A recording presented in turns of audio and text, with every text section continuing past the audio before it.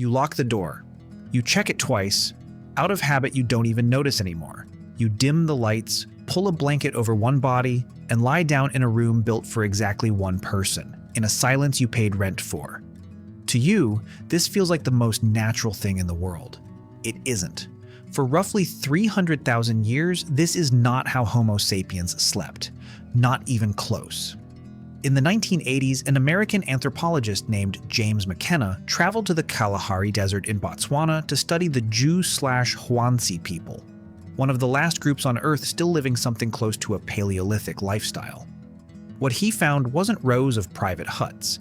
It was clusters of 15 to 20 people lying in physical contact around a single fire.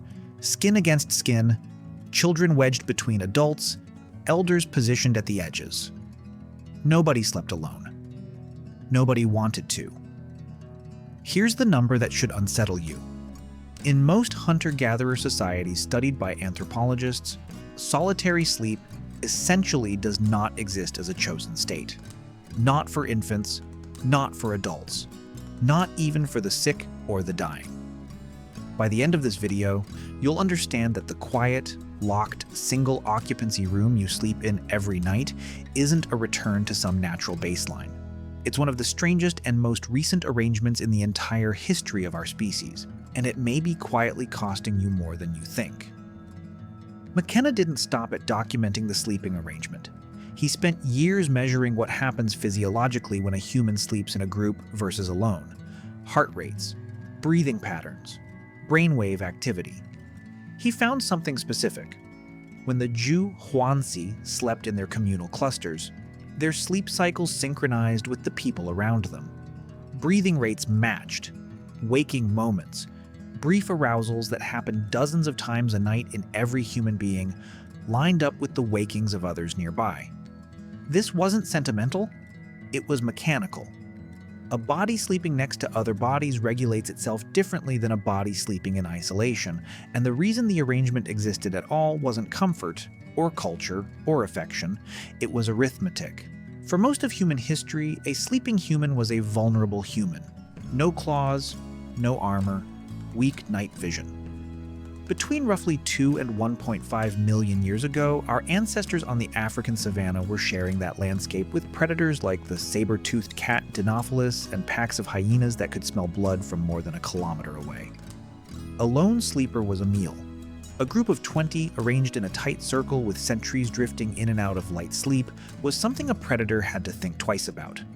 Safety in numbers isn't a metaphor here. It's a survival ratio. But defense against predators is only half the equation. The other half is heat. The human body loses roughly 20 to 25% of its body heat through radiation when sleeping alone in cool conditions. Group sleeping cuts that lost dramatically, bodies packed together, can raise the ambient sleeping temperature by several degrees Celsius without a single fire log added. In regions where nighttime temperatures dropped close to freezing, this wasn't a comfort. It was the difference between waking up and not waking up. That's the whole story for the group. But there's a second, stranger layer to this. One that isn't about survival at all. It's about the brain. In 1994, a British sleep researcher named William Dement, one of the founders of modern sleep science, helped popularize a finding that still unsettles new parents. Infants who sleep alone show measurably different breathing patterns than infants who sleep in contact with an adult. Solitary infant sleep has been statistically linked across dozens of studies since the 1990s to higher rates of sudden infant death syndrome. Contact regulates breathing. Isolation, in an infant's nervous system, can read as danger. We are not talking about a species that occasionally slept close for warmth. We are talking about a species whose nervous system was built, generation after generation, around the assumption that another body would be within arm's reach every single night. So somewhere between the Kalahari fire circle and your locked bedroom door, something enormous had to change. And the strange part is how recently it happened, and how deliberately. Walk into a European household in the year 1300, and private bedrooms barely exist as a concept. Historian A. Roger Ekirch, in his research on pre-industrial sleep, documented households where servants, children, guests, and sometimes total strangers passed through the same inn shared a single bed as a matter of routine, not desperation.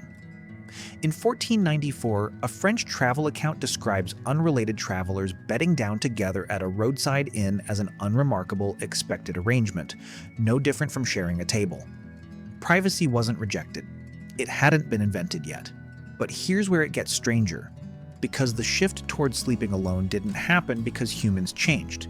It happened because someone decided humans should change. In the late 1600s, a new idea started spreading through wealthier European households. That sleep was a private act, and that virtue required separation. Bedrooms began appearing as distinct rooms, not because architecture had improved, but because morality had shifted. Sleeping in close contact with non-family members, once ordinary, was being reclassified as improper, even dangerous to one's character. By the 19th century, this idea had a name and a mission behind it. Victorian-era physicians and moral reformers in England and the United States began actively campaigning against shared sleep, arguing without much evidence that adults sleeping near children could drain their vitality, and that solitary sleep built independence and discipline. Historian E. Kirsch traces the modern insistence on separate beds and separate rooms almost entirely to this period, roughly 150 years ago. Not 300,000, 150. That's not even a rounding error in the timeline of our species. It's the last half-second of a 24-hour clock. Then came industrialization, and with it, the final push. As cities grew through the 1800s and early 1900s, housing was sold and rented by the room. Privacy became a commodity, something you paid for, the same way you paid for meat or coal. A private bedroom stopped being a moral achievement and became a class marker. By the mid-20th century in the United States and Western Europe, the single-occupancy bedroom wasn't just normal. It was the expectation baked into how homes were designed, sold, and financed. Except there was a problem nobody accounted for. The nervous system didn't get the memo. Modern sleep researchers following up on McKenna's field data decades later have found that solitary human adults today still show elevated cortisol, the body's primary stress hormone, during nighttime hours compared with adults who sleep in physical contact with a partner. Studies out of the University of Arizona in the 2000s recorded measurably lower deep sleep quality in individuals sleeping alone versus those sleeping beside a partner, even when the partner's movement occasionally disturbed them. The disturbance mattered less than the presence. In other words, your body still expects the fire circle. It still expects the 20 breathing shapes in the dark. It runs a stress response, quietly, every single night, in a room built around an idea that's barely older than the light bulb. You didn't choose to sleep alone the way the Jew/Huansi choose to sleep together. You inherited a floor plan shaped by 19th century moralists and 20th century real estate math, and then mistook it for human nature. Somewhere in your body, right now, tonight, there is a primate still listening for other breathing in the dark. It has been listening for 300,000 years. It has only been alone for the last 150.